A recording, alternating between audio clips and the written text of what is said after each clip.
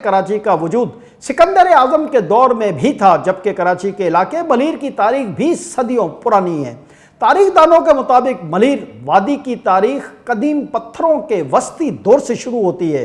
ताहम 326 कबल मसीह में जब सिकंदर आजम का जनरल नेरेक्स बड़े सगीर पर फौज कशी के बाद कराची के करीब जज़ायर में क़याम पजीर हुआ था, तो उस वक्त कराची का नाम करो काला था, जिसका मकामी ज़बान में मतलब वागो यानी देवता के हैं।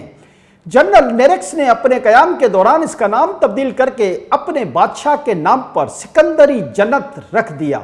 इसके बाद भी कराची के नाम तब्दील होते रहे और मुख्तलिफ अदवार में इस इलाके को मुख्तलिफ नामों से पुकारा जाता रहा।